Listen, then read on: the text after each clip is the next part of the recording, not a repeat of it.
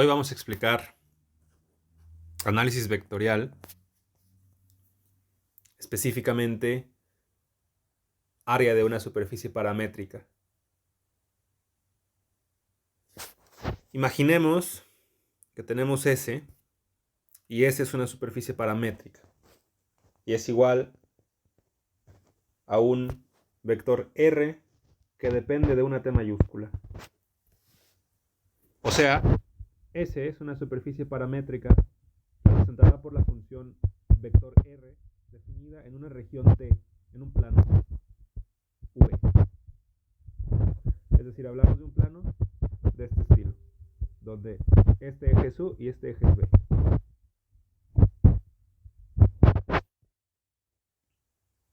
Imaginemos ahora que tenemos un vector R', análogo al que ya tenemos, pero no está en el mismo lugar, y es otro, como si fuera una dimensión paralela. Lo mismo para U y V primados, donde esto es igual a una X mayúscula, que también depende de U y de V primados, en I, más esto en J, más esto en K. Y tanto X como Y como Z son derivables en T. En este caso en un T primado, porque hablamos de un espacio análogo. Y justo U primados y V primados, sí, confuso, cosas extrañas. Ambas, o sea, toda coordenada U primada, V primada pertenece a T primada. Esto quiere decir lo que dije de que eran derivables X, Y y Z. Existen las derivadas tales, donde esto va a ser, claro, más esto de acá, perdón, en U, porque estamos hablando aquí exclusivamente de U,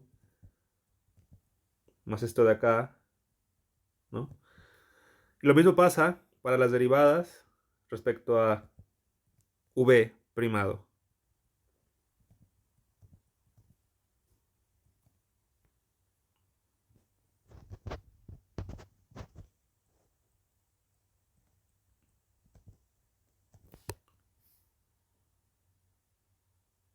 Puede pasar que tengamos un producto cruz del estilo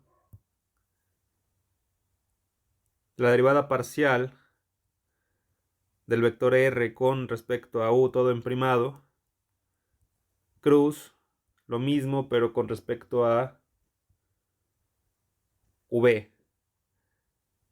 Y a esto lo llamamos producto vectorial fundamental de la representación R' vector, que nos va a dar, por ejemplo,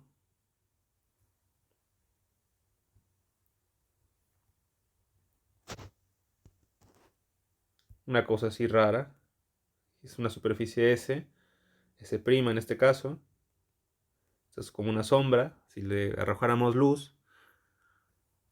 Me impresiona que en estas gráficas uno lo ve como sombra, como si fuera, claramente es en 3D, pero ¿cuál es la demostración matemática de que hay luz? Y aquí tienes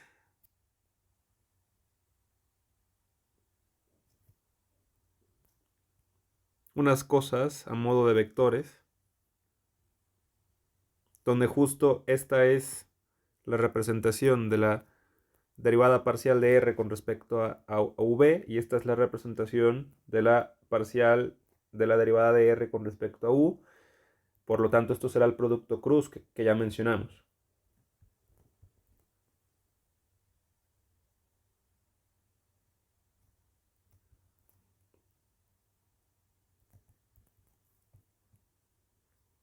Quería ver si había puesto las comillas correctamente en todos lados, porque ocurre que cuando alguien explica física, por ejemplo, luego no pone el signo de vector, etc.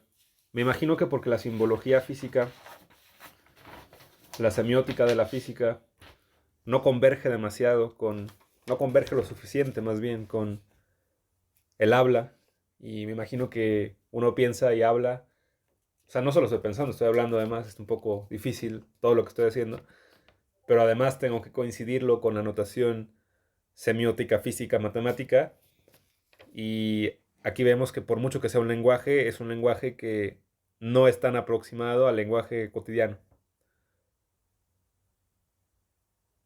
Ahora imaginemos un rectángulo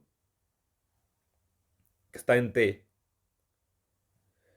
y es de área delta U por delta B.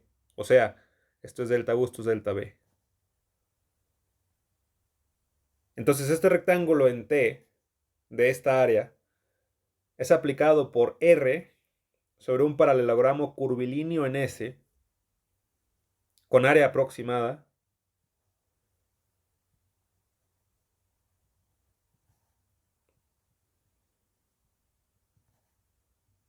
O sea, hablamos de que esta cosa plana, a esta cosa plana la está moviendo un vector y al moverla es como si la embarrara e hiciera una cosa tridimensional con esta área superficial. O sea, si pusiéramos una superficie alrededor de esta cosa 3D, imaginemos esta de acá, tendremos un área tal. Y esto nos puede llevar a la definición de área de una superficie paramétrica. Decimos, el área de S, que representamos por A de S, está definida por una integral doble. Como es un área, es una integral doble. Si fuera un volumen, sería una triple. Si fuera una de línea, sería una integral única. Y el integrando es justo esto que acabamos de decir.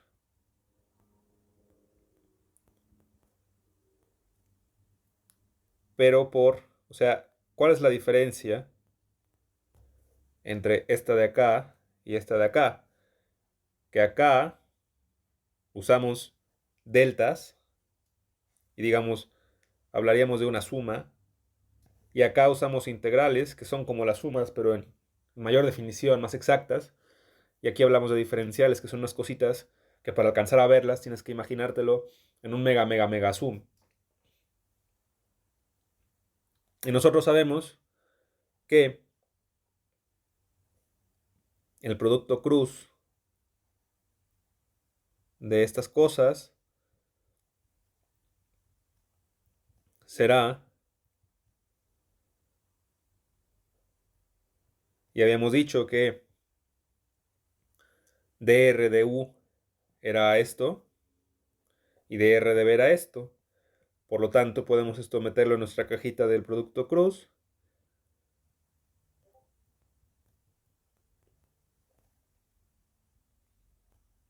Perdón, de u.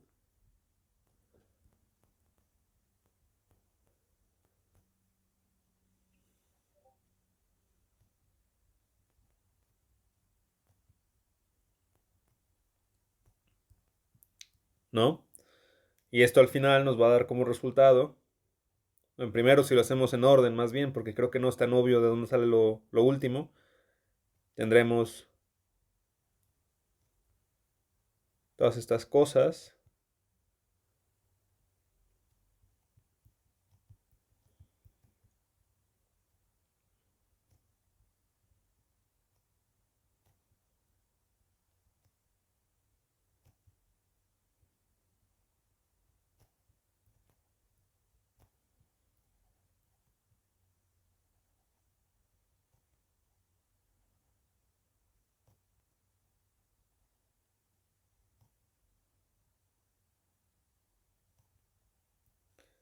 Que nos van a dar.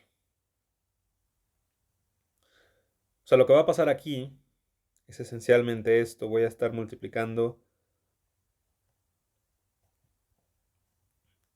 estas cosas, o sea, este por este y este por este.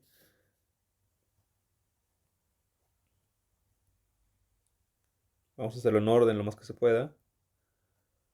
Luego es complicadísimo porque uno piensa, en matemática las cosas van en orden. Y en teoría, si uno sigue la lógica, simplemente pasa, ¿no? Y uno ya lo hizo en orden. Pero es que hay tantos factores que hay que considerar que se vuelve difícil ser ordenados. Y lo chistoso es que si no eres ordenado, bueno, en mi metodología, en mi opinión, las cosas luego no salen bien. Uno se hace bolas, etcétera, uno no entiende de dónde salió nada.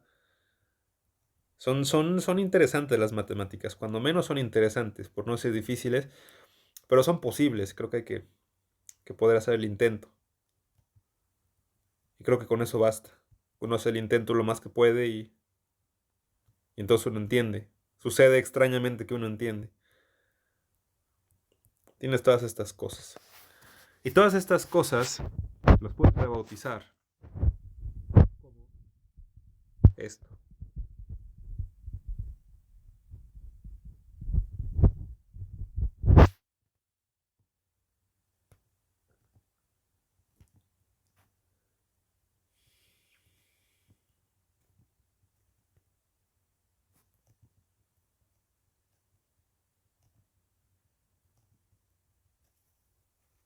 Entonces, de aquí se sigue que el área de esta superficie es igual a la integral doble en t, como ya habíamos dicho, de estas cosas. Y como aquí hablamos de una norma, entonces tendremos que elevar al cuadrado todos los términos, multiplicar vectores unitarios por vectores unitarios, que nos va a dar en estos casos respectivos 1, y sumar todas estas cosas y sacarles raíz.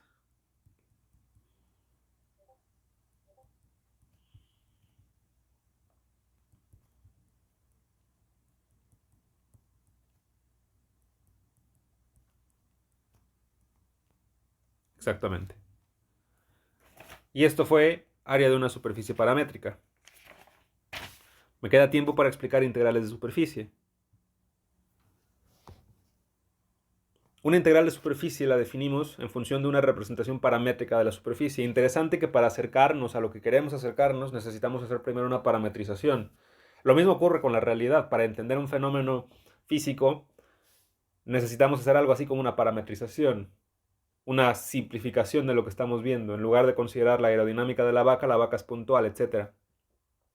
En ciertas condiciones generales, el valor de la integral es independiente de la representación. O sea, puede ocurrir que bajo ciertas condiciones, que son macrocondiciones, tal vez no son condiciones tan específicas, hay integrales que independientemente de cómo las representes, te van a dar el mismo valor.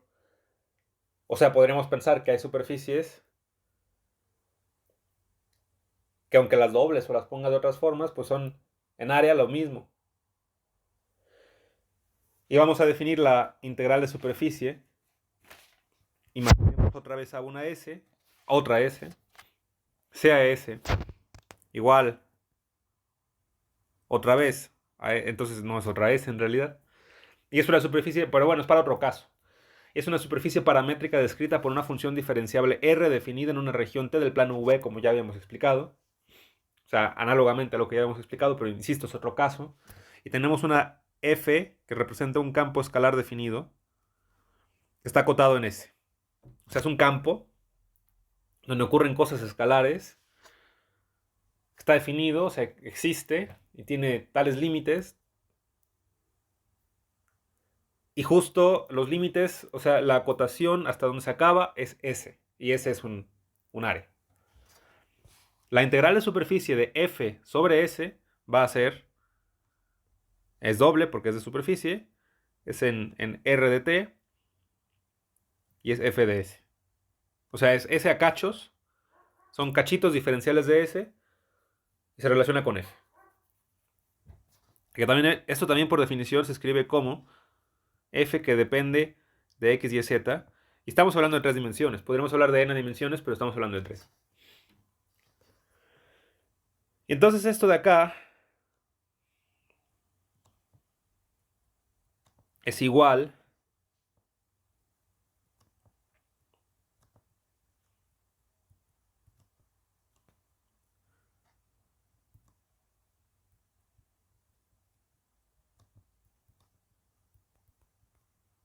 a esto de acá, que ya hemos explicado arriba. O sea, hablamos de una integral de superficie, etc. Y esto es siempre que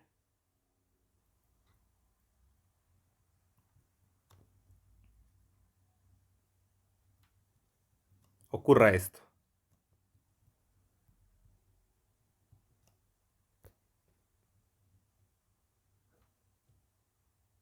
Claro, claro, claro. Me estaba preguntando por qué puse lo mismo, pero no es que simplemente, o sea, no es que Juanito come una manzana, voy a poner un ejemplo menos trillado, no es que Emiliano mata a su abuela, siempre que Emiliano mata a su abuela, o sea, esta es la reflexividad de la definición clásica, clásica en el sentido de típica de Schelling, o sea, yo no estoy diciendo que el yo es igual al yo, porque el yo es igual al yo, estoy diciendo que esto ocurre siempre que esto exista. Y parece muy obvio, pero justo tiene que existir la integral de superficie. De no haberla, pues no se cumple nada de esto. O sea, en realidad es muy obvio lo que acabo de decir, pero en matemáticas nada es tan obvio porque hay que definirlo desde los axiomas, por tanto.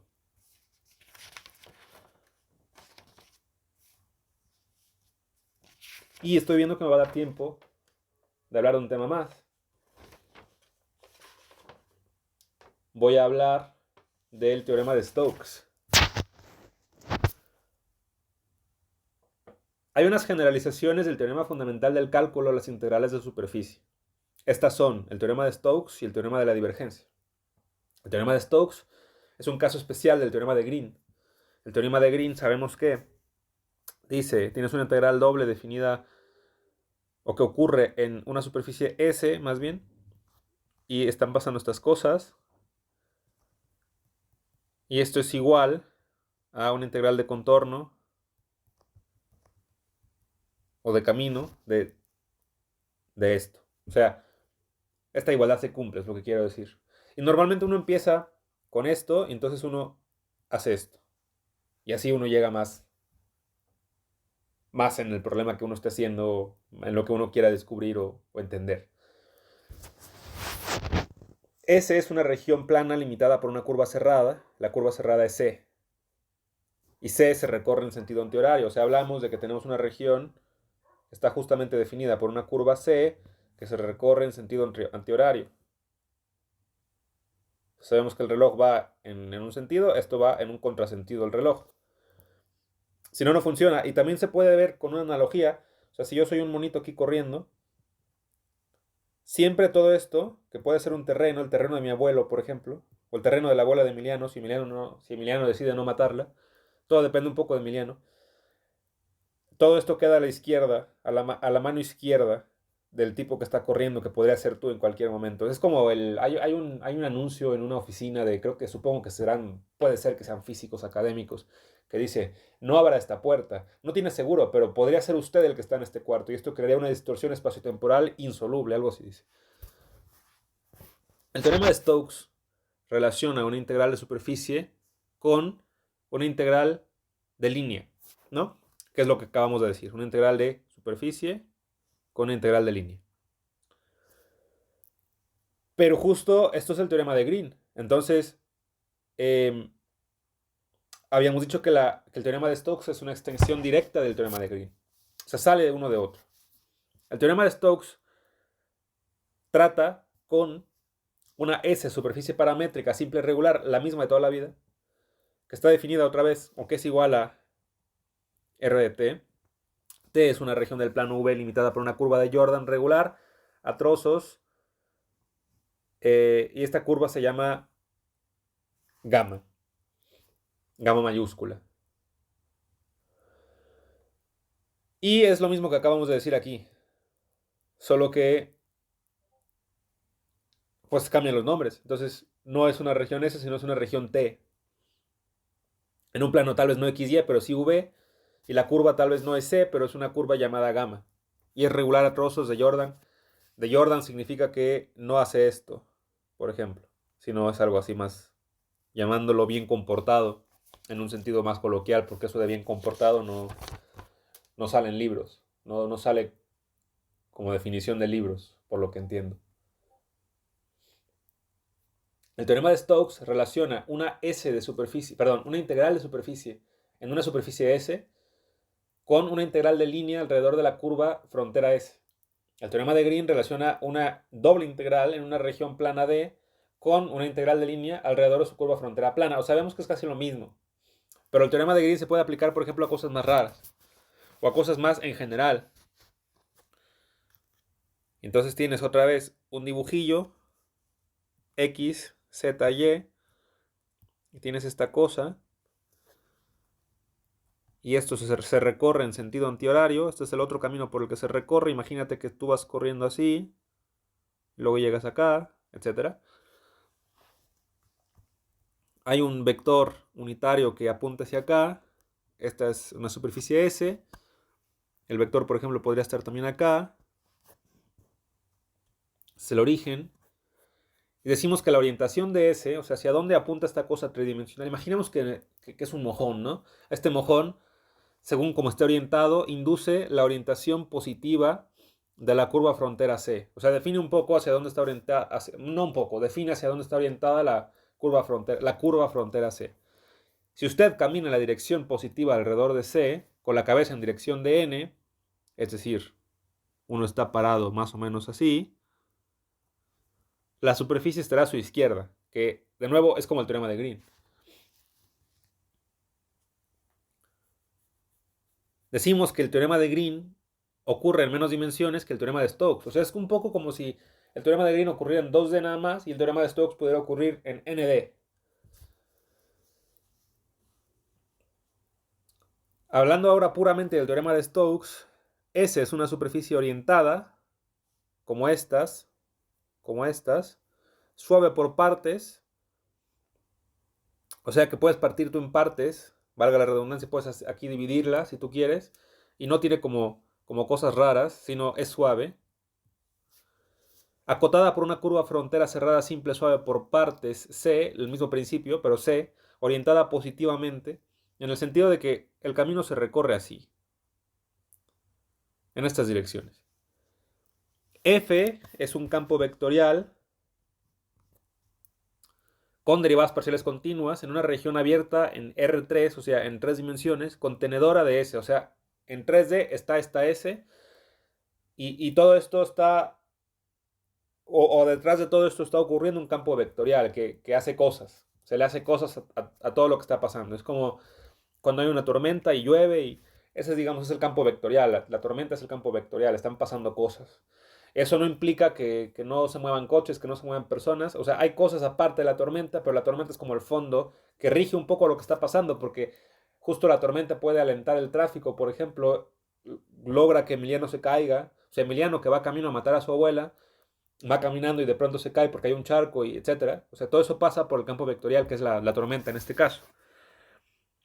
La integral de camino f.dr va a ser igual a s rotación, o más bien rotacional de f por ds.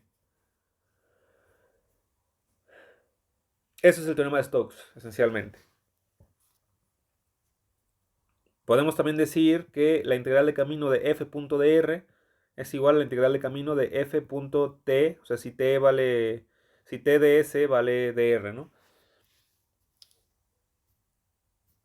Esto de acá, por cierto, va a ser igual a s rotacional de f por nds, donde esto es igual a esto de acá. Y lo único que haces es sacar un vector unitario. Es como si te dieras cuenta de dónde se va. El vector unitario, digamos, tú tienes una cosa aquí, una ballenota que se está moviendo y hace cosas.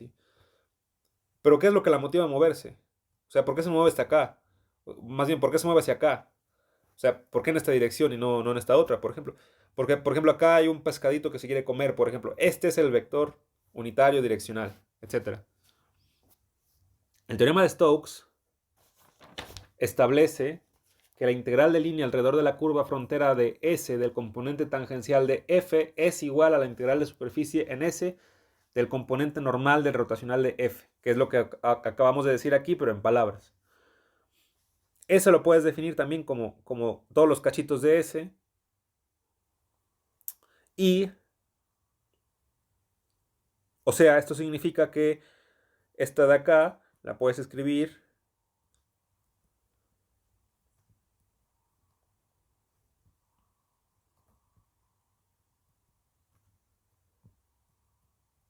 así. O también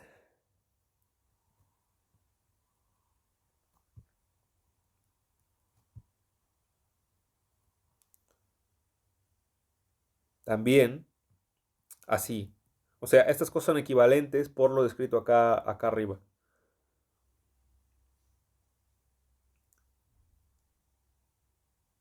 Y sabemos que la rotacional, o el rotacional es una derivada. Es una forma de derivada, o de derivación. Además, los valores de f solo estarán en la frontera de S. Si S es plana tendida en una XY, X o Y, en un plano X o Y, orientada hacia arriba, o sea, orientada hacia nosotros, vamos a decirlo así, esto es una flecha tridimensional que sale hacia nosotros, hacia K, el vector K, la integral de superficie se convierte en una integral doble. Entonces el teorema de Stokes se convierte, pasa de ser esto a ser esto, a ser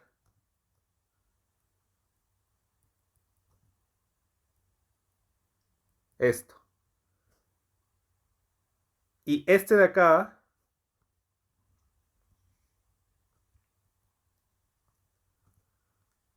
es el vector del teorema de Green. Sabemos que esto es un caso especial del teorema de Stokes. O sea, lo dije mal al principio, no es que el teorema de Stokes sea un caso especial del teorema de Green, es que más bien el teorema de Green es un caso especial del teorema de Stokes.